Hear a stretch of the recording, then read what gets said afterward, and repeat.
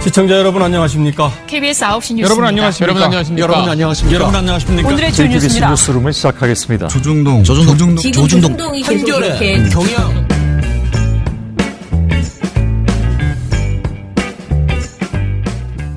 민원연의 미디어 탈국기 683화를 시작하겠습니다. 예, 안녕하세요. 저는 언론 권력을 감시하는 시민단체 민주언론시민연합에서 사무처장으로 일하는 김원경입니다. 네, 종편 모니터 담당 활동가 임동준입니다. 이정일입니다. 예, 어제보다는 조금 덜 우울하게 힘을 내야 된다라는 생각을 하고 오늘 녹음을 하는데, 사실은, 제가 수요일 날 너무 바빠가지고요. 수요일 할 방송을 지금 화요일 날 오후에 미리 녹음을 하고 있습니다. 근데 요즘은 하루 자고 일어나면 뭔가 대단한 사건들이 계속 터지니까, 네. 제가 희한하게 제가 일본에 간 다음부터 유난히 더 이 증상이 많이. 사장님 이제 일본 가지 마세요. 어디 가시면은 자꾸 사회가 굉장히 혼란해지네요. 네, 그래서 지금 뭐 이렇게 미리 녹음했다 말하지 않으면 도대체 저 사람들 왜 지금 딴소리 하나 저런 건 이렇게. 하고 앉아 있나? 맞아요. 그런 생각이 들 것 같아요. 게다가 사실 솔직히 말씀드리면 저희 모니터라는 것은 이렇게 대충 인상 비평하는 게 아니고 꼼꼼하게 보고 좀 생각해보고 이렇게 가야 되는데, 그러려면 아무리 빨라도 이틀 정도는 사실은 사건이 발생하고 사안이 발생하고 이틀 후에 나오는 게 사실 정상이에요. 그런데 모니터 보고서가 진짜 늙어도 너무 늙어지는 거예요. 상황이 확확 바뀌어가지고. 그래서 오늘 저희가 하게 될 내용도 이미 무슨 뭐라 그럴까, 사안이 다 끝났는데 우리가 지금 뭐 하는 거 아니냐 이런 생각이 들 수도 있어요. 근데 앞으로도 계속 이 증상은 계속 나올 거기 때문에 제가 보기에는 종편이 이제 조국 장관 사임 이후에 더 신이 나가지고 기세를 잡았다라고 생각하고 더 황당한 보도들을 계속 내놓지 않을까 싶어서, 아무튼 오늘은 종편 이야기를 집중적으로 해보겠습니다. 오늘 주제가 크게 뭐죠? 오늘 제가 가지고 온 주제는 사실 검찰개혁 촛불 집회입니다. 검찰개혁 촛불 집회 관련해서 어떻게 말장난하고 있나 뭐 이런 건가요? 그런 거고요. 사실 종편이 하고 싶은 거는 이 집회를 부정하고 싶잖아요. 그러니까 이렇게 많은 사람들이 나와서 그 광장에서 촛불을 들고 대검찰청 앞에서 검찰개혁을 하라라고 외쳤으면 그걸 부정하고 싶거든요. 그런 세력이 있다라는 건. 왜냐? 그 세력이 문제로 지적하고 있는 언론들이 다 종편이잖아요. 그 세력들이, 그 광장에 있는 촛불들이 지적하는 문제의 언론사들이 문제 언론사에 종편이 포함되기 때문에 사실 그 세력을 부정해야 되거든요. 그래서 어떻게 부정하고 있는지를 오늘 좀 살펴봤습니다. 민원연 종편 모니터 3인칭의 필요성 특집.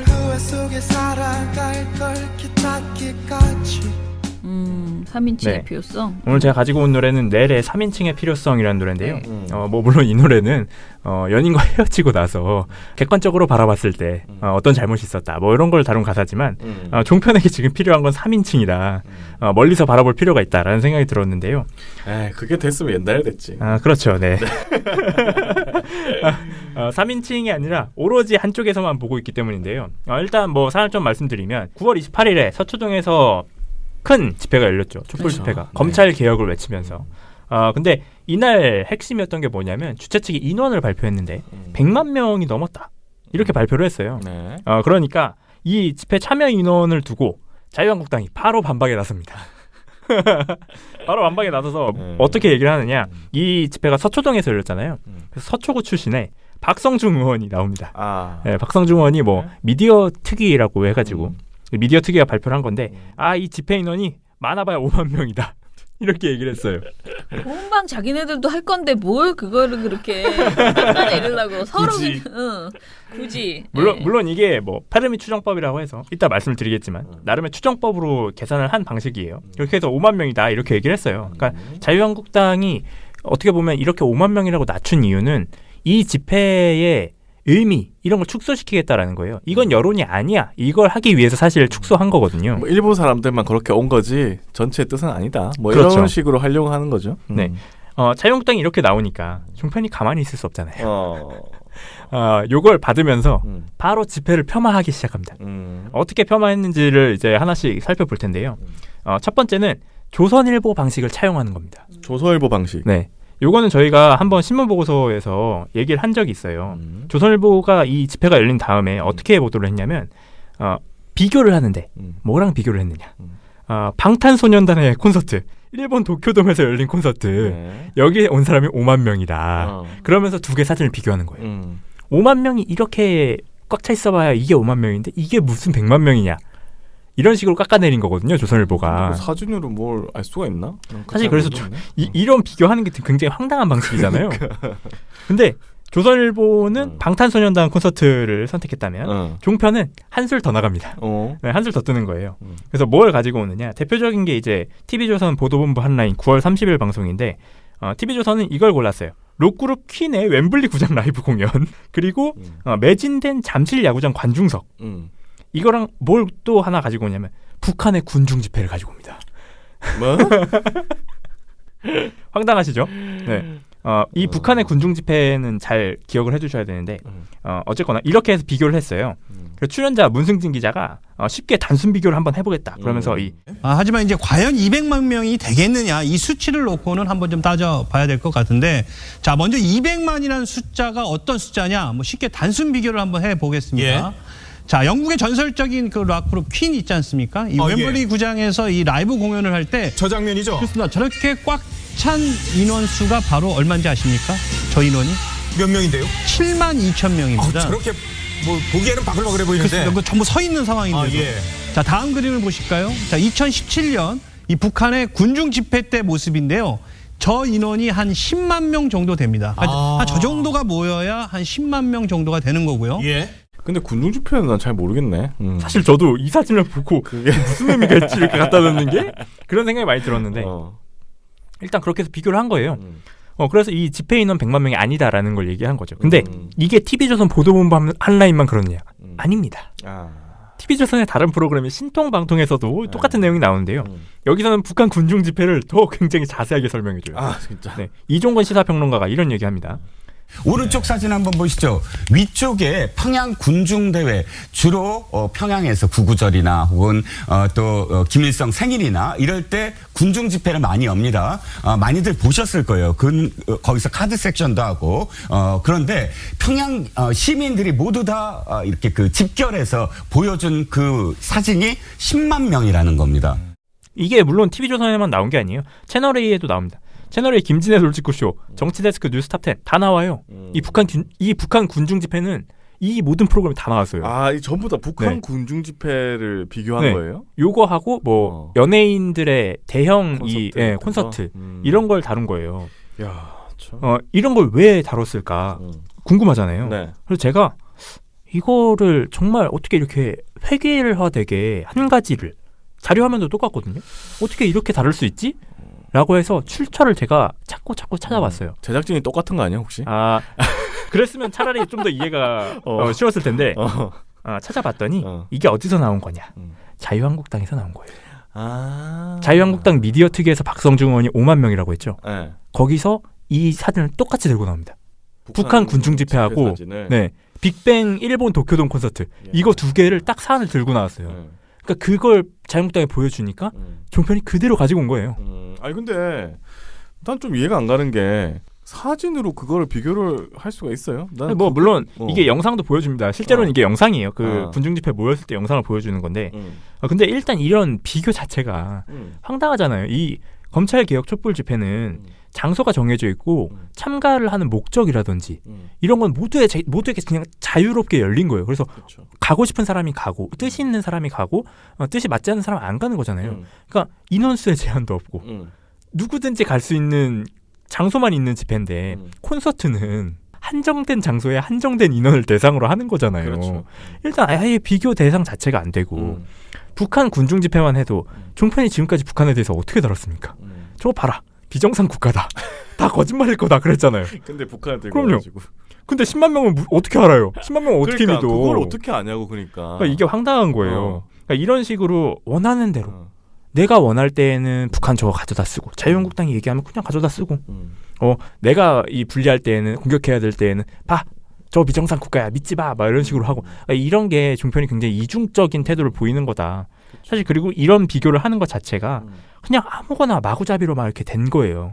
이거랑 이거 봐. 이거 5만 명인데 비슷하지? 어떻게 저게 100만 명이야? 이렇게 하는 거거든요. 아니 그것보다는 자유한국당의 시각을 그대로 방송에서 내보내주는 거잖아요. 그렇죠. 그러면 약간 무슨 확성기지. 네, 이게 뭐 조국 장관 의혹들과 관련된 보도들을 검찰 시각에서 낸다면 이런 이 촛불 집회 관련된 보도들이 다 자유한국당 시각에서 나와버린 거예요. 자유한국당 말 그대로 할 거면 뭐 뭐라고 그 종편 달고 있나? 이 약간 자유한국당 기관지 뭐 이렇게 해야 되잖아요. 기관 방송이야. 그렇게 해야 하지 않나 싶습니다. 뭐 이런 식으로 해서 단순 비교, 사실은 조선일보의 방식을 차용했지만 실제로 따라가 보면 자유한국당이 시작한 그런 방식을 차용해서 종편이 집회를 폄하했다. 집회 인원을 어떻게든 부정하려고 했다. 네. 이런 게 이제 첫 번째 방식이었고요. 그리고 두 번째 방식은 집회 참가 인원하고 이런 걸 분석합니다. 그리고 참가 사유에 대해서 막 분석을 하는데 이게 잘 들어보면 다 결론이 자유한국당 거예요. 자유한국당이 내세운 방식들을 가지고 온 겁니다. 이제 뭐 대표적인 게 이제 박성중 의원이 아까 5만 명이라고 했잖아요. 이 5만 명 발표를 굉장히 객관적인 것처럼 설명을 계속 해주는 겁니다. 대표적인 게 이제 TV조선 이것이 정치다의 9월 30일 방송인데 진행자 윤정호 씨가 이미 이 촛불 집회 얘기를 하면서 시작에서 이렇게 얘기해요. 이날 집회를 둘러싸고 논란은 오늘까지도 이어지고 있습니다. 특히 숫자 문제입니다. 논란이 있었대요. 일단 무슨 논란이 있었는지 저는 잘 모르겠는데 네. 논란이 있었대요. 참석자들은 100만이 넘었다. 그리고 여권에서는 이걸 받아서 200만까지 이야기가 됐고요. 한 정치인은 마음속으로 있으면 한 2천만이 될 거다. 이런 식의 이야기까지 이제 번지고 있습니다. 이러면서 이제 참가자 규모가 논란이다. 이렇게 시작한 거예요. 진행자가 이미 판을 깐 겁니다. 논란이었나? 검찰 개혁이 논란이었던 거죠. 그렇죠. 검찰 개혁이 핵심 이슈인데 네. 검찰 개혁이란 메시지는 없고 참가자 수만 남은 겁니다. 그러니까. 네. 그래서 진행자가 이렇게 발언을 하니까 출연자도 따라가잖아요. 송국권 영남일보 서울본부장이 집회 참가자 부풀려졌다. 그리고 이거를 자유한국당 박성중 의원이 반박했다. 이 내용을 얘기를 하는 거예요. 그래서 이 굉장히 박성중 의원에 대한 신뢰도를 높여주려고 다른 얘기들을 막 합니다. 무슨 얘기를 하느냐. 서초구 서초 관할인데 서초구청장에 있던 박성중 의원 같은 경우는 예. 그쪽 지역을 잘 아는데 네네. 저희 다 저렇게 잡아서 5만이라고 그랬어요.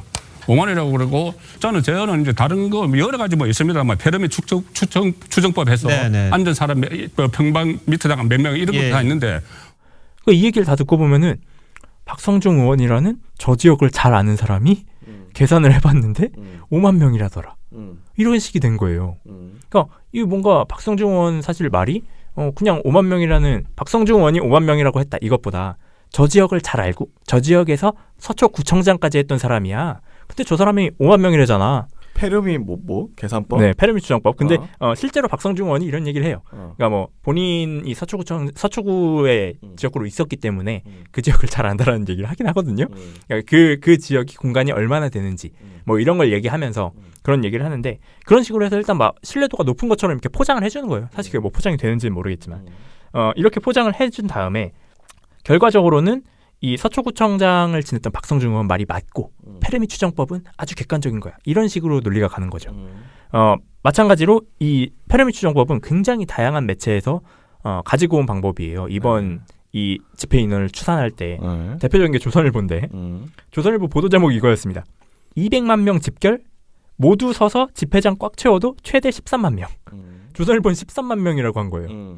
박성중 의원은 5만 명이라고 한 거고 그러니까 여기서부터 사실 숫자가 잘 안 맞잖아요. 그러니까. 물론 뭐 이게 100만 명보다 한참 아래다라고 주장을 하는 거지만 이걸 다룬 TV조선 신통방통에서도 차재원 부산 가톨릭대 초빙 교수가 똑같이 이 보도를 굉장히 칭찬해요. 예, 오늘 뭐 조선일보가 보도를 잘 했던데요. 그 앞서 우리 자료에 하면은 박성중 의원은 서초역을 기준으로 했을 때 누에 다리만 계산을 했지만 사실 그날 그 집회에는 세 군데서 그러니까 지금 세 방향에서 그러니까 지금 참석자들이 있었다는 겁니다. 예를 들면 서초역을 기준으로 해서 누에 다리까지는 620m고요. 또 서초역에서 교대역까지 570m. 이 공간을 앞서 그 페르미 추정법으로 계산을 하면 그러니까 설 경우에는 한 13만 900명까지 모을 수가 있다고 합니다. 한꺼번에 참석할 수 있고요. 또 다른 방면인 서초역에서 서초동 삼거리까지가 한 900m 정도 되는데 여기는 계산을 하면 9만 800명 정도가 된답니다. 그러면 최대치가 한 24만에서 한 25만 명 나온다는 것이죠. 그렇다고 한다면 주최 측이 주장한 주장하는 200만 명을 모으려고 하면 한 사람이 보통 그러니까 14명을 뭐 등에 업고 있어야 된다. 네. 그런 우스개가 나올 수밖에 없는 상황인데. 그렇다면 우리가 알아볼게. 이 페르미 추정법이 뭐냐? 이게 뭐예요? 네. 이거 사실 저희 신문 모니터 보고서에서도 페르미 추정법이 나오긴 나왔습니다만 간단하게 말하면 이거는 집회의 인원이나 이런 걸 정확하게 세는 방법이 아니에요. 그건 뭐야? 뭐냐? 뒤에 추정법이 나오잖아요. 추정으로 맞춰보는 거예요. 뭐 예시를 하나 들어보면은 뭐 오늘 서울시에서 점심에 소비되는 김치찌개 수는 뭐 이런 명제가 있을 수 있잖아요. 요걸 페르미 추정법으로 한번 계산해보면 이렇게 됩니다. 1단계 서울시에서 점심을 먹는 인구를 대략적으로 추정해봅니다. 뭐 경기도에서 들어와서 혹은 뭐 서울시에 직장이 있는 사람들, 거주하고 있는 사람들 뭐 이런 식으로 더해서 추정을 하겠죠. 그런 다음에 서울시에서 김치찌개를 파는 음식점 수를 대략적으로 또 추정해봅니다. 그러면 김치찌개를 먹을 수 있는 이 경로와 루트와 가능성이 생기죠. 그리고 다양한 메뉴 중에서 김치찌개를 고르는 사람들을 또 추정하는 거예요. 그러면 대략적으로 서울시에 오늘 하루에 김치찌개를 먹는 사람의 수가 나오잖아요. 이런 식으로 추정해 나가는 거예요. 단계별로. 대략적으로 그게 나오나? 그러니까 이런 식으로 해서 물론 페르미 추정법을 통해서 실제로 몇몇 사례들 같은 경우는 엇비슷하게 숫자를 맞춘 경우들이 있어요. 그러니까 이거는 쉽게 말해서 바로 구할 수 없는, 빠르게 구할 수 없는 내용들, 혹은 뭐 정말 정밀하게 구할 수 없는 내용들을 대략적으로 추정할 때, 추정하는 거잖아요. 네, 빠르게 추정할 때 쓰는 방법이에요. 그러니까 이런 식으로 하는 거잖아요. 근데 제가 말했던 거에서도 변수가 굉장히 많잖아요. 그렇죠. 그래서 이 페르미 추정법은 조건이 달라지면 굉장히 크게 달라질 수 있습니다. 숫자가. 그렇기 때문에 지난 2016년 촛불 집회 때 경찰이 이 페르미 추정법을 썼거든요. 근데 그때부터 이 추산을 안 했어요. 집회 인원을. 왜냐? 부정확하다. 페르미 추정법으로는 정확하게 잴 수가 없다. 이래서 추산을 안 했어요. 경찰도 포기한 방법인 거예요. 페르미 추정법을. 근데 이거를 박성중 의원이 들고 나와서 3.3제곱미터당 서 있을 때 몇 명, 앉았을 때 몇 명이다. 그런 다음에 그 면적만큼 곱해가지고 5만 명이다. 이렇게 된 거예요. 아니 집회를 안 가보셨어 그런 것 같은데. 그런 것 같긴 한데요. 그러니까 이 박성중 의원의 혹은 자유한국당 미디어 특위의 추정법에도 이미 오류가 너무 많아요. 왜냐하면 집회는 유동인구가 있잖아요. 그렇죠. 걸어다니는 사람도 얼마나 많고 걸어다니는 사람도 있고 거기 앉아있는 사람만 있는 게 아니야. 그렇죠. 앉아있다가 한두 시간 참가하고 다시 집에 가는 사람 있잖아요. 그렇죠. 그러면 그 사람은 3.3제곱미터에 서 있는 사람 칠 거예요, 안 칠 거예요? 그러니까 이게 페르미 추정법이 거기서부터 오차가 나는 거예요. 그래서 자유한국당의 이 페르미 추정법을 이런 식으로 추정하면 안 된다라고 지적해야 되는 거예요, 오히려. 그렇지. 아니 저도 집회 가서는 여기도 한번 가봤다. 그게 네 갈래로 있잖아요. 그렇죠. 그러니까 나는 다 가보고 싶은 거야. 그래서 계속 돌아다니거든요. 그러면 나는 집회 참가한 거야, 안 한 거야? 그렇죠. 어떻게 할 거야? 제가 봤을 때 그렇게 되면은 3.3제곱미터에 못 들어오십니다. 너무 많이 옮겨 다니셨어요. 그러니까 인도로만 계속 가거든요, 나는. 어쩌라고. 이게 그렇기 때문에 이 자유한국당의 추정법이 오히려 정확하지 않다라고 지적을 해야 되는데 대다수의 언론이 오히려 이걸 이용해가지고 막 보도를 한 거예요. 조선일보 대표적으로 보세요. 똑같이 페르미 추정법을 이용해서 13만 명이라고 주장했지 않습니까? 그러니까 이런 식으로 이 페르미 추정법이 말도 안 된다라고 지적을 했어야 될 언론이 오히려 따라가고 있었다. 그리고 종편은 거기다가 서초구청장을 지낸 사람이다. 그 지역을 잘 아는 사람이다. 이러면서. 아니 그렇게 치면 서초구청장 안 해도 페르미 추정법으로 추정할 수 있지. 그렇게 되면 조선일보도 하잖아. 그럼요. 저도 할 수 있어요. 그러니까 나도 하겠다. 그렇기 때문에 이 페르미 추정법이 완벽하게 객관적인 사실이 아니다. 근데 그럼에도 불구하고 종편은 굉장히 이게 객관적 사실인 것처럼 신뢰도를 높여주려고 앞에다 막 포장하고 이렇게 해서 방송을 했다라는 겁니다. 근데 중요한 거는 사람들이 많이 모였다는 거 아니에요? 그렇죠. 사실 그 정도 숫자가 모였으면은 몇 명이 왔느냐는 이제 더 이상 중요하지 않아요. 그 정도가 모였으면 저는 굉장히 무서웠을 것 같거든요. 기자들이. 현장 취재하는 기자들이 저렇게 많은 사람들이 나와서 검찰 개혁을 외치고 있다라는 거는 저 문구가 검찰 개혁이 아니라 다른 문구로 본인들이 잘못한 것에 대해서 타깃이 되면 굉장히 이 큰 분노가 본인에게도 올 수 있다는 거잖아요. 사실 그럼 저는 굉장히 무서웠을 것 같은데. 그건 사실은 저는 무서워서 종편이 깎아내리기를 하고 있다고 생각하는 그렇죠. 게 왜냐하면 그 손팻말 중에 검찰 개혁도 있었지만 언론 개혁도 있습니다. 맞습니다. 네. 그러면 언론 개혁하면 또 종편이나 뭐 조중동이나 뭐 대상이 될 수밖에 없죠. 네, 그렇죠. 네. 그렇게 해서 이런 식으로 자유한국당 박성중 의원과 이 자유한국당의 페르미 추정법을 굉장히 객관적으로 다뤄주는 방식이 하나가 또 있었고, 그리고 굉장히 충격적인 주장이 나왔어요. 뭐였느냐? 이 TV조선 이것이 정치다에 출연한 송국건 영남일보 서울본부장이 이 검찰개혁 집회가 이인영 원내대표가 선동한 거다. 응? 대통령이 만든 집회다. 이런 주장을 했습니다. 이거는 정말로 근본적으로 집회를 부정하는 거잖아요. 이거는 아니 이인영 의원이 걸어야 될 것 같은데. 네, 이건 정말로 근데 추후에 이제 왜 이게 문제인지 말씀을 드릴 텐데 일단 방송에서 어떤 얘기를 했냐면 이 송국권 씨가 이런 얘기합니다. 이 집회가 열리기 전날 토요일 열렸는데 금요일 날 이인영 민주당 그 원내대표가 내일 그 소초동에 10만이 모여야 된다. 10만으로 가자. 이런 식으로 선동을 했습니다. 네네. 문재인 대통령이 그날 금요일 날 그러니까 토요일 날 집회가 열리기로 예정이 돼 있는데 그날 갑자기 청와대 대변인을 통해서 그 검찰을 공격을 했어요. 뭐 그 검찰 개혁을 이야기하고 또 인권 아까 저희들이 이야기했던 그 검찰 수사 과정의 인권 같은 것도 그때 다 이야기를 했습니다. 네네. 그렇다면 이것이 결과적으로는 대통령께서 이 친여 성향의 시위 집회 이것을 대통령께서 좀 거기다가 힘을 실어준 뭐 선동이라는 표현은 제가 하지 않겠습니다만 힘을 실어준 그런 결과가 나온 거죠. 네네. 이런 얘기를 했어요. 참 나는 이 사람의 논리 구조를 이해할 수가 없어. 사실 저도 이게 정말 이해하기 힘든 구조거든요. 아니 종편은 다 이해하기 힘든데 참 이런 거를 이어서 저렇게 표현을 하나? 참 이게 저도 참 이 사람의 이렇게까지 만들어낼 수 있나라는 생각이 대단했는데 민주당 이인영 원내대표가 선동해서 검찰 집회 저렇게 나온 거다. 그러니까 저게 여론이 아니다. 나는 왜 이 사실을 몰랐을까? 집회에 갔는데. 그러니까요. 사실 저도 의원님, 네, 저도 제가 선동 당한 줄 몰랐어요.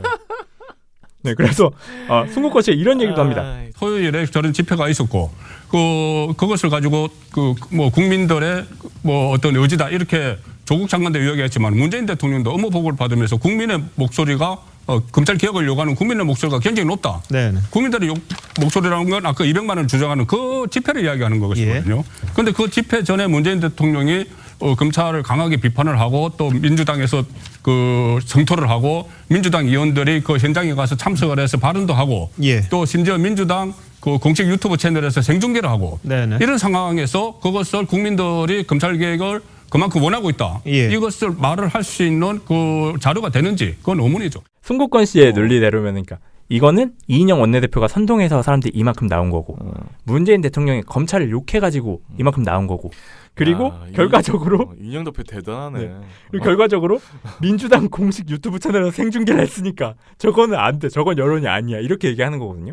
그러니까 이 진짜 황당하잖아요. 그래서 제가 정말 민주당 이인영 원내대표가 선동을 했나 이런 얘기를 했나 10만으로 가자 10만으로 가야 된다 이런 얘기를 했나 라는 생각이 들어서 더불어민주당 홈페이지 가서 찾아봤습니다.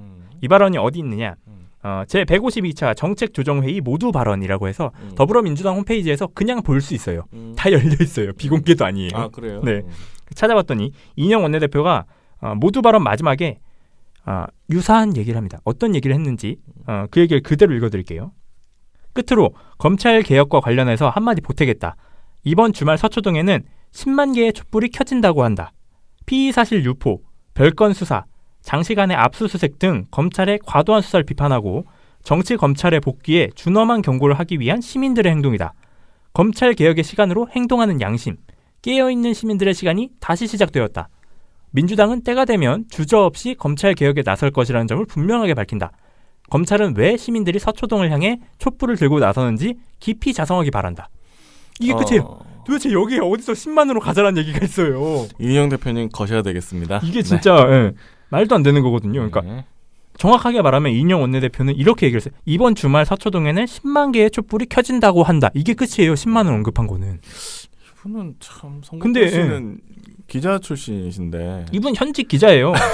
영남일보 서울 본부장이에요. 본부장이에요. 본부장이 이렇게 왜곡을 하는 거 있으니까 팩트가 체크가 안 돼가지고 어떻게 하세요?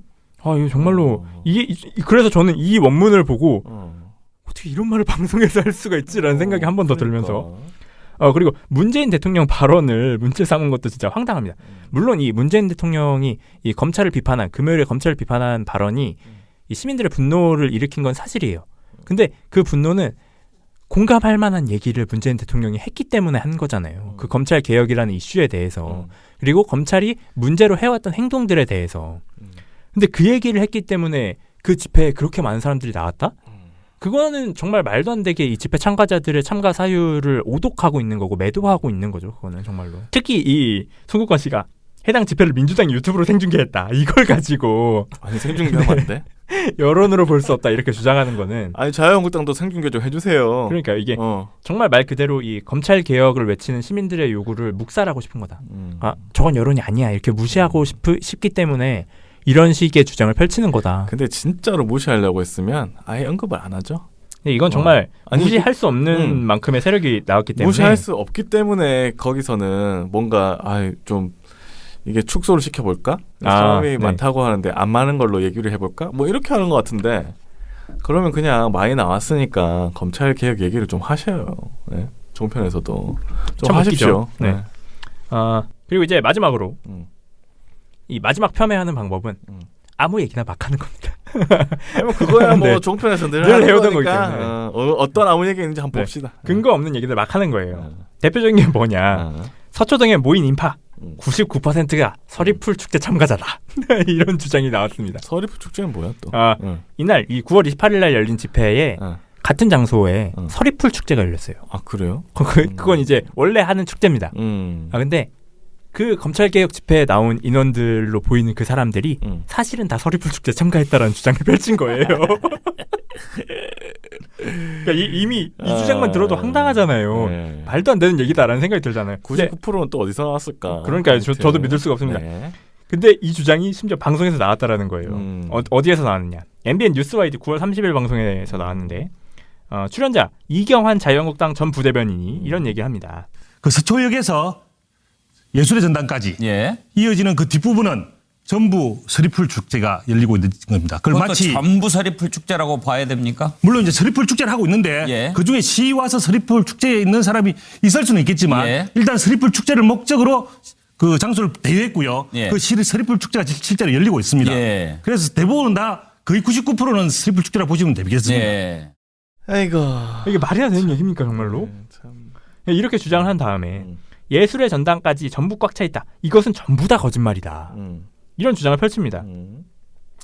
물론 실제 사실은 대검찰청 앞쪽 그쪽 부분부터 해가지고 교대까지 이렇게 연결되어 있는 거다.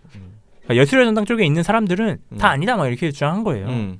이런 주장을 가지고 또 이제 그 박성중 의원이 했던 분석 있잖아요.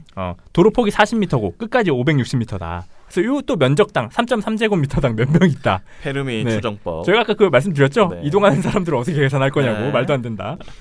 그걸 가지고 3.3제곱미터당 5명 내지 10명 이렇게 계산을 해보면 딱 5만 명 정도다. 이런 얘기하는 거예요. 그러니까 결국 자유한국당의 주장으로 이 반복이 된 겁니다. 물론 이분은 자유한국당에 소속된 분이지만 그리고 똑같은 얘기 또 합니다. 전날 대통령이 감정에 섞인 기자회견 해가지고 청와대에서 발표를 했었기 때문에 집회 참가 인원이 뭐 대단하지 않다 이렇게 얘기한 거예요. 근데 이 얘기가 어디서도 나왔느냐. 민경욱 의원의 SNS에서도 나왔습니다. 민경욱 의원이 페이스북에 올렸어요. 민경욱 의원이 페이스북에 이렇게 썼습니다. 위선, 허위, 뻥튀기, 병이 도졌다. 서리풀 행사에 오신 분들이 조국 옹이 인파로 매도되는데 가만히 계실 것 같은가? 이러면서 사진을 하나 올려가지고 그 사진에 선을 딱 그은 다음에 여기는 서리풀, 여기는 촛불 집회, 여기는 조국 옹호 집회 막 이렇게 선을 그어서 사진을 올렸어요. 근데 이 내용이 거짓말이었습니다. 아 그래요? 네. 이 내용이 잘못 올려가지고 이 뉴스톱에서 이걸 팩트 체크했어요. 네, 그래서 사진을 봤더니 일단 뉴스톱이 이렇게 얘기를 했어요. 민경욱 의원 주장은 잘못된 자료를 근거로 삼은 참가 인원 관련 주장의 한 사례다. 틀렸다라는 거죠. 네. 대표적인 사례로. 이건 정말 대표적인 사례인데 그래서 민경욱 의원이 근거로 제시한 사진 같은 경우는 집회 시작 전에 낮에 찍힌 거예요. 낮에 서리풀 축제를 할 때 찍힌 거예요. 그리고 집회 인원이 조금 모였을 때 그때 찍은 사진을 가지고 봐라 저거 다 서리풀 축제 집회 온 거 서리풀 축제 온 거다. 집회 온 거 아니다. 이렇게 얘기를 한 거예요. 근데 실제로 이 집회가 본격화된 이 밤에 찍힌 사진들을 보면 그 끝까지 다 촛불 집회의 팻말이 보인다라는 거죠. 그렇기 때문에 이 민경욱 의원 주장이 뻥이라는 거예요. 그럼 서리풀에 오신 분들은 다 퇴근하시고 집에 가시고 촛불 집회 사람들로 이제 밀려든 건데 그거를 이제 싸잡아서 얘기했다는 거죠? 그렇죠. 이 결과적으로 그래서 민경욱 의원이 한 거짓말을 MBN에 나와서 이경환 씨가 99%가 서리풀 축제에 오신 분들이다. 오히려 이건 더 과장 해석한 거예요. 왜냐하면 민경욱 의원 사진에도 한 50%밖에 안 되거든요. 사진 선 그으면. 아니 근데 그런 발언을 하는 사람이 NBA에 나와가지고 계속 방송을 할 수 있다는 게 참 신기하네요. 고정 출연자입니다. 고정 출연자. 네. 아니 그 암만 그래도 이렇게 완전 이거 99%라고 하는 것은 거짓말이잖아. 이건 그러니까. 그날도 아무도 믿지 않는 거짓말을 자기가 우기는 거잖아요. 민경욱 의원은 점잖네. 민경욱 의원은 그래도 선을 그어서 한 절반 정도예요. 그러니까. 그러면은 사실 민경욱 의원은 그리고 SNS에 쓴 거잖아. 그건 뭐 그치. 자기 맘대로 뭐라고 쓰던 그건 어쩔 수 없다고 본다고. 그런데 이 방송에 나와서 이렇게까지 사실과 완전 다른 얘기를 하는 거는 진짜 MBN은 진짜 여러모로 참 사람 관리를 너무 못하시네. 그런 사람만 골라서 또 쓰는 그러니까. NBA니 참 신기합니다. 네. 맞습니다. 네. 그리고 오늘 방송의 하이라이트는 여기입니다. 네, 제가 이번 보고서를 쓰면서 본 가장 황당한 발언이 나오는데요. 네. 뭐였느냐? 전 세계 35억 명이 조국 장관을 반대하고 있다. 이런 주장이 나왔습니다. 35억 명이? 네. 뭐지? 예, TV조선 이것이 정치다에서 나왔는데요. 일단 TV조선 이것이 정치다는 진행자부터 이 숫자를 다 반박하고 막 나서요. 어떻게 나서느냐? 윤정호 씨가 중앙일보의 온라인 기사를 소개하는데 이게 뭐였느냐면 중앙일보가 사진 하나를 가지고 와가지고 점을 찍어서 사람을 다 센 거예요. 그래서 요만큼이 1,100명이다. 막 이렇게 해가지고 점을 다 찍어서 센 거예요. 그래서 저건 100만 명이 안 된다. 이렇게 반박을 하려고 센 거거든요. 네. 근데 그 기사를 막 설명해 주는 거예요.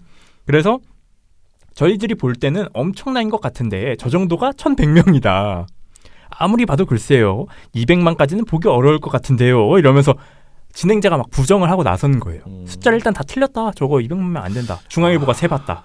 아니 근데 중앙일보 진짜 열심히 했네. 네. 그래서 저도 이걸 보면서 이거를 센 기자는 무슨 생각으로 셌을까? 자괴감이 엄청나지 않았을까? 아니 그게 그만큼의 가치가 있다고 생각한 거잖아. 그러니까요. 이거를 분명히 축소시켜야 된다는 그런 의지가 없으면 열정을 가지고 한 거죠. 1,100명을 어떻게 세요? 진짜 그래서 이런 기사들을 막 소개하는 거예요. 그러니까 진행자부터 어떻게든 숫자를 부정하겠다라고 나선 거죠. 그러니까 결과적으로 출연자가 말도 안 되는 주장까지 간 겁니다. 출연자 조전혁 전 국회의원이 이런 얘기를 합니다. 근데 제가 요새 거의 매일 우리 지역에서 이 조국 사퇴시켜야 한다는 그 서명운동을 갖다 받고 있어요. 서명운동을 갖다 받고 있는데 그 서명운동을 할 때 심지어 외국인들도 서명을 갖다 해요. 그렇게 따지면 정말 숫자로 한번 해보자고 그러면은 인류가 지금 70억인데 제가 보기에는 한 35억은 조국 나가야 된다고 생각을 갖다 해요. 그건 제 주장입니다. 그래서 제가 이 발언을 보면서 진짜 이건 정말 논리가 없다. 이 발언은 비평으로서 어떻게 할 수 있는 수준이 아니다. 노답인데? 논리가 없다라는 생각이 들었고요. 근데 더 웃긴 거는 이제 윤정호 씨가 윤정호 씨가 진행자잖아요. 그럼 이거를 그 주장은 무리한 주장이다.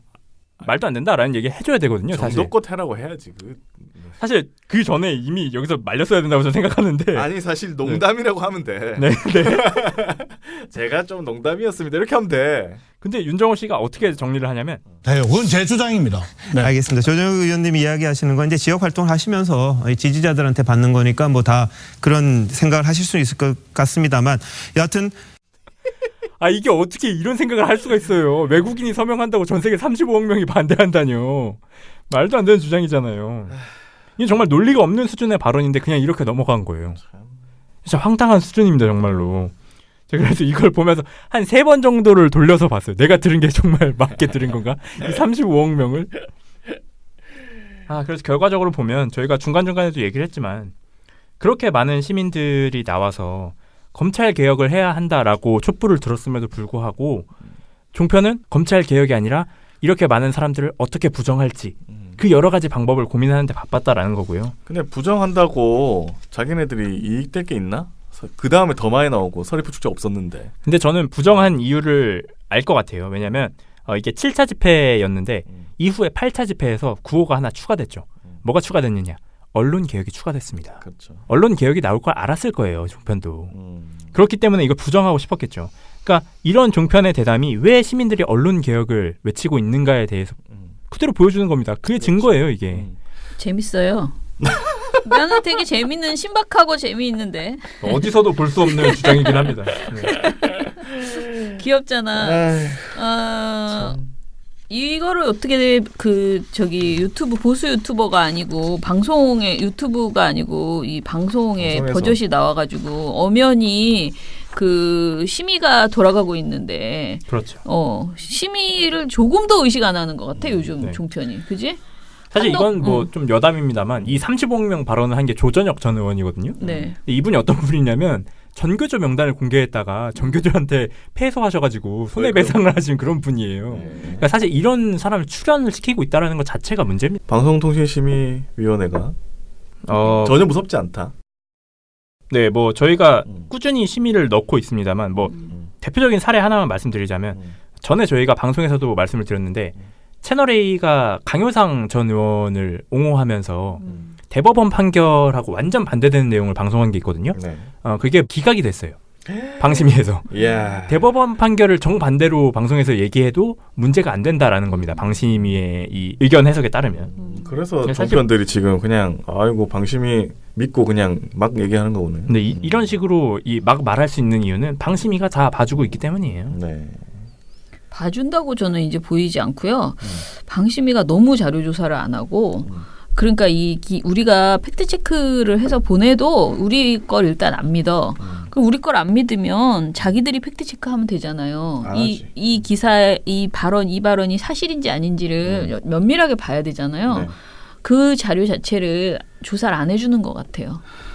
그리고 방심위원들은 그거를 내가 내 힘으로 나 혼자 그냥 회의비 받아먹는 직원도 아니지. 회의비 받아먹으러 그냥 가는 사람인데 내가 그걸 일일이 어떻게 다 팩트, 사실 되게 힘든 일이잖아요. 이게 그냥 대충 별로 좋은 영상은 아니네 이런 심의를 하는 게 아니라는 거죠. 그러니까 하나하나가 다 사실관계를 정확하게 따져봐야 되는데 그거를 밑에서 직원들이 면밀하게 진짜 딱 주지 않으면은요, 사실은 심의위원들은 그걸 할 수가 없어요.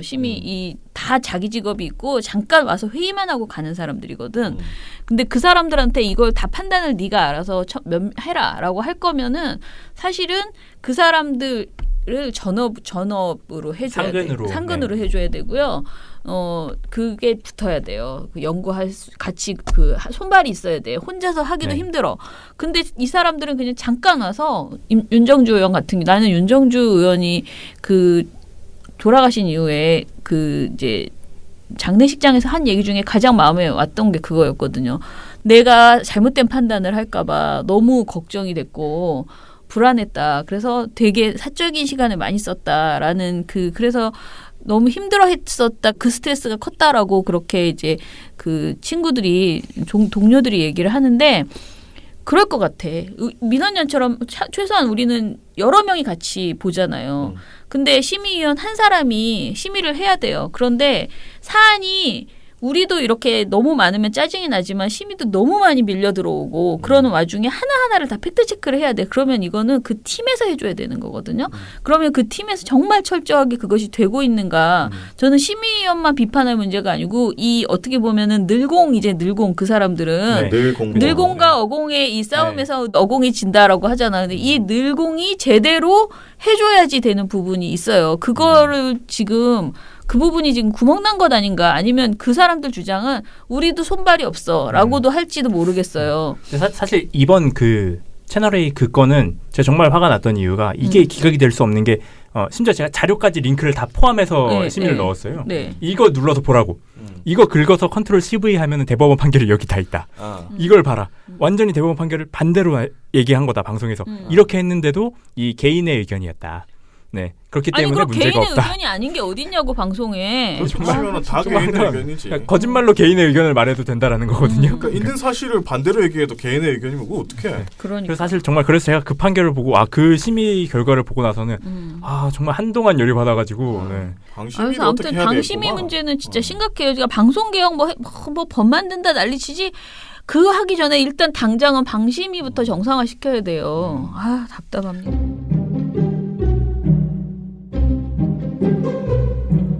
시작할까요? 방통위 조선일보, JTBC 팩트체크 자유한국당, 연합뉴스 300억, SBS 태영, 박수환 문자 뉴스타파, 동아일보 동아투이, MBN 차명진, 방심위 이상로, TV조선 민영삼, 미디어오늘 방정우. 언론에 대해서 꽤 아는데? 민원연에서 다 봤지. 언론과 무제한 친해지리. 민주언론 시민연합. 투어이브 박미정님, KBS 법조팀은 그렇게 나오고 유튜브 댓글 읽기에서는 정연욱 기자 외부에서 KBS를 세게 공격했고 KBS는 결백을 주장하고 있다는 식의 말을 하고 사사건건 김원장 그날 방송에서 법조기자가 검찰에 크로스체크를 하지 않으면 어디서 하나요? 이렇게 말했다라고 하시는 거네요. 그죠? 그날 이 방송들을 보고 와 기자들의 머릿속이 이렇구나 싶었습니다. 본인들 행동이나 생각이 어디서부터 틀린지를 전혀 감을 못 잡는 것 같더라고요. 기자 엘리트주의에 빠져서 세상이 온통 본인들 중심으로 돌아간다고 생각하는 것 같아서 너무 답답했습니다라고 하셨어요. 네. 근데 대다수의 기자들이 이렇게 생각하고 있는 것 같아가지고. 근데 물론 대다수의 기자들이 그렇다라고 할 수도 있겠지만 KBS 내부에서도 이 보도가 문제였다라고 하는 글이 올라오기도 했고요. 그리고 최근에 오마이뉴스 이제 정현주 전 KBS 사장이 글을 기고하고 있는 부분에서도 KBS의 이런 보도 행태들은 정말 큰 문제다. 정말 이건 정말 보도의 기반이 무너진 거다라고 평가를 하는 케이스들도 있어요. 그렇기 때문에 좀 KBS 내부에서도 그런 목소리들이 좀 많이 나와서 좀 바뀌어 나갔으면 좋겠습니다. 투어이브 박미정님이 하나 또 올렸는데 정말 어제 오늘 일도 많은데 일이 손에 안 잡혔습니다. 허탈하기도 하고 대부분 시민들이 멘붕이었을 것 같아요. 저들에게 또 진 것 같은 이 느낌을 주체할 수가 없더라고요. 눈물도 나고 웃는 자들 있었던 거고 나경원 오신한 바로 대통령 사과하라 하고 더민주내 본인들 당선에만 관심이 있던 의원들도 있었고 모든 것에 화가 납니다 하셨어요. 저들은 또 가짜뉴스를 만들고 언론은 도울 텐데요. 적고나니 또 눈물 나네요. 그래도 우리가 다시 정신을 잡고 해야 할 것 같죠? 라고 하셨어요. 자, 미령곰탱님도 어제 방송 들은 얘기 해주셨고요. 가수 설리 씨의 충격적인 사망 소식이 들리던데 인터넷 포털 보니 기레기들의 쓰레기짓이 보이더군요. 언론은 한 사람의 죽음을 가지고 장난을 치는군요. 악플러들과 기레기들이 죽였다고 들리는 마당에 너무한 거 아닌가요? 라고 하셨어요. 네, 노통보고파님 1,000원 후원하셨고 제리고고님 1,000원, 톰톰톰님 1,000원 후원해 주셨습니다. 감사합니다. 감사합니다. 유튜브 가볼까요? 채널A 인면수심 종편들 다 사라져야라고 현장의 소리님이 써주셨고요. 멍했습니다. 마음이 아파서 근데 너무 충분히 이해가 되니 잡을 수도 없을 것 같네요. 라고 하셨습니다. 최철우님 자한당 검찰 그리고 언론 이번 조국 정국을 지나며 정확히 파악했습니다. 채널A는 코미디를 했네요. 크크크 미련년 화이팅 이렇게 해주셨습니다. 네, 김순구님은 조국 장관님과 가족은 죄가 없는 훌륭한 애국자의 가족인 것은 분명한 사실인 것 같습니다. 촛불을 든 우리는 믿습니다. 기레기들의 모함, 검색, 거짓 수사 참 심장이 벌렁벌렁한다고 하셨고요. 한성희님 너무 가슴 아픈 일이 아닐 수 없습니다. 라고 하셨고요. 현장의 소리님은 후임 법무장관은 황교안으로 임명 후 특수 1, 2, 3, 4부에서 2달 동안 탈탈 털어야 된다고 하셨습니다. 나경원 의원도 임명하면 좋겠다라는 말도 많습니다. 네. 블랙커피님 처음엔 가짜뉴스 접하는 줄요. 답답하고 슬픕니다. 네. 저희도 다 가짜뉴스라고 처음에 생각했잖아요. 자, 그리고 산수아님 대한민국에 신문은 없다. 찌라시만 있을 뿐. 그렇습니다.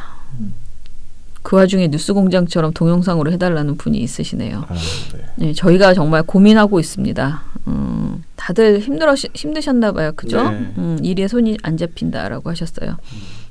하나만 리얼 듀프님 KBS의 김경록 씨 인터뷰 전문을 보았습니다. 알릴레오와 KBS의 진실공방 프레임이 있다 보니 대부분 김경록 씨의 말이 어떻게 다르거나 같았는가, 각각에서 김경록 씨의 말을 어떻게 다루었는가, KBS가 검찰에 크로스체크한 것 등 인터뷰 의의 일에 집중하시는데 저는 KBS에서 인터뷰를 진행한 녹취록에서 기자의 질문에 더 신경이 쓰이더군요. 답정너 질문 인터뷰였다. 그 인터뷰어는 사후에 크로스체크했다지만 질문을 뭘 할지 검찰에 상담한 게 아닐까? 이런 생각이 들 정도였다고 하셨습니다. 경찰의 편견을 가지고 인터뷰를 진행하고 그 내용을 같은 사람이 결제 라인에 브리핑하고 다른 사람들에게도 인터뷰 내용을 설명했다면 다른 KBS 직원들의 반응도 이해가 갑니다만 반발하는 직원들이 녹취록 전문을 읽어보면 좋겠네요. 문득 그런 생각이 들었습니다. 아동학대나 학교폭력 같은 경우에 자주 보는 말이 피해자가 가해자가 되는 악순환이라는 말이 지금 검찰과 언론의 상태를 보여주는 것 같아요.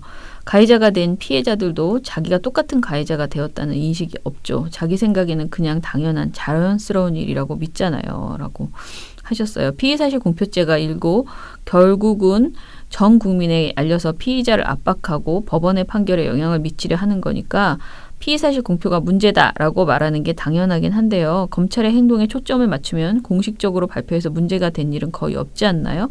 피의사실 누설이라고 해야 할 것 같은데요. 라고 하셨어요. 근데 사실 우리가 이제 피의사실 공표를 하지 말자라고 주장했던 과거부터 계속 그 이유는 이게 아직은 유죄가 아니기 때문에 그렇죠. 네, 그거잖아요. 그리고 그래서 그 전까지는 피의사실이라 하더라도 이것은 검찰의 주장일 뿐이다. 그렇죠. 검찰이 생각하는 유죄 근거는 이거이지만 변호사는 계속 아니라고 얘기하잖아요. 변호사 내용 똑같이 언론에 나오지 않잖아요. 그 피의사실 검찰의 내용과 똑같이 반박을 실어주지는 않잖아요. 그렇죠. 그러니까 이 피의사실만을 가지고 공표해가지고 사람을 미리 그냥 재판 결과 어떻게 보면 재판에 유리한 영향을 미치게 되는 것이고요. 여론 재판이죠. 네. 그렇게 되는 게 이제 문제라고 계속 얘기를 했던 건데 아무튼 뭐 그렇습니다. 조금 전에 제 전화를 한 통화 받았는데 이제 그 저희 논평 낸 이후에 설리 관련된 논평 낸 이후에 그래서 어떻게 할 거냐, 그래 어떻게 했으면 좋겠냐라고 하시는 목소리가 들렸는데요. 일단은 이미 보도가 됐겠지만은 장례는 비공개로 하기로 가족이 결정을 했대요. 그래서 다행히 아주 시끄럽고 요란스러운 보도는 안 나오겠지만은 이미 그 굉장히 부적절한 보도들이 많이 나왔고요. 그 와중에 장례식장을 촬영한 기자가 또 나왔습니다. 네. 네. 아예 그 시신을 찍었다는 얘기도 있더라고요. 그 이제 그런데 근데 문제는 그 언론사들이 예를 들면 기자협회 소속 언론사예요. 근데 기자협회에서 만들었잖아요. 인권보도준칙은 기자협회 보건복지부 뭐 자살예방센터 이렇게 같이 만들었잖아요. 그러면 기자협회는 계속 맨날 준칙만 대충 만들어 놓고, 물론 대충이라고 말하면 좀 그런데 준칙 만드는데 참여만 해. 이름만 걸어. 그러면 그러놓고 자기네 소속 기자들이 하나도 안 지켜. 그래도 징계도 안 해. 그리고 뭐 어떤 자성의 목소리도 없어. 이럴 거면 뭐 하려고 했냐라는 거죠. 그러니까 저는 차라리 조국 보도 이런 거는 어떻게 못해도 내가 할 말이 없어. 워낙 이 너무 보도가 총체적으로 난국이라. 근데 설리 보도 이런 거는 진짜 긴급하게 사발통문을 돌려서라도 지금 전 소속사에게 이거 하지 말아라라고 어젯밤에라도 했어야 되는 거죠. 그렇죠. 이거 다 하지 말아 주십시오. 이렇게 하고 네이버도 마찬가지예요. 자기네는 할 수 있는 방법이 없다. 언론사가 조심해야 된다. 그러면 니네는 왜 장사를 해먹는데 그 기사 계속 올리면서 그러니까 그렇죠. 메인에 띄우고. 네. 그 네이버가 그 입점한 업체들 있잖아요. 신문사들 입점한 업체들한테 요번에 이거 뭐 잘못하면 바로 블라인드 처리하겠다. 그렇게 하고 니네가 스스로 니네 언론사끼리는 최소한 네이버에 송고하지 마라.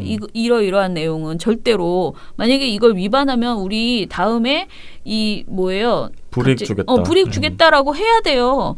아무것도 안 하고 그 선언만 무슨 그 준칙 하나 만들어 놓고 안 지킬 거 뭐하러 하냐고요. 우리가 맨날 지키라고 말만 하라고 그거 만들어 놨냐고. 뭐 모니터 하는데 도움 주려고 그 준칙 만들었냐고요. 그러니까 너무 안 하고 있다. 그런 생각이 들어서 굉장히 답답하고. 그래서 이런 일 또 일어나면 또 이렇게 할 겁니까? 매번 반복되고 있잖아요. 그러니까 너무 속이 상한데 아무튼 저도 그래서 이번에는 그 하나하나 다 기록해서 그 위반한 그 신문사들 있잖아요. 그 기자협회에다가 책임을 묻는다. 니네 준칙 만들어 놓고 뭐 하고 있는 거냐. 네, 이렇게 저는 해보려고 생각하고 있고요.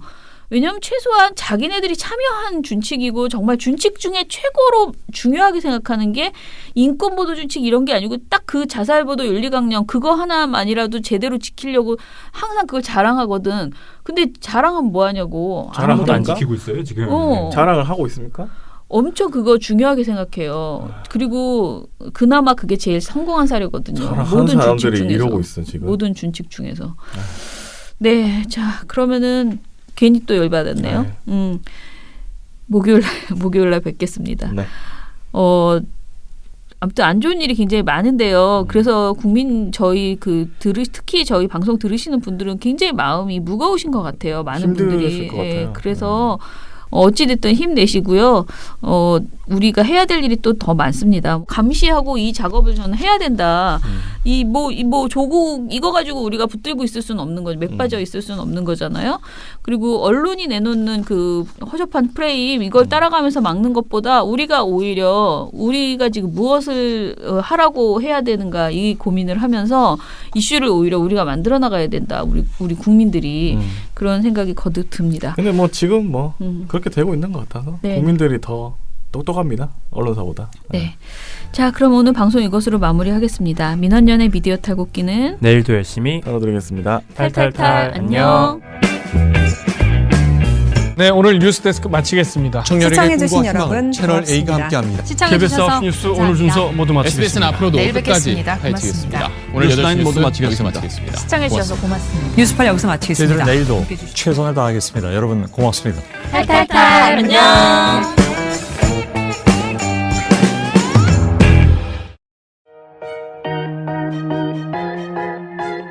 좋은 보도, 좋은 방송, 매달 시상식으로 보수 언론의 왜곡 보도 매주 프레임 체크 영상으로 놓쳤던 언론계 소식 매일 미디어 탈곡기로 혹시 자네도 가입했지. 민원연 언론과 무제한 친해지리 민주언론 시민연합.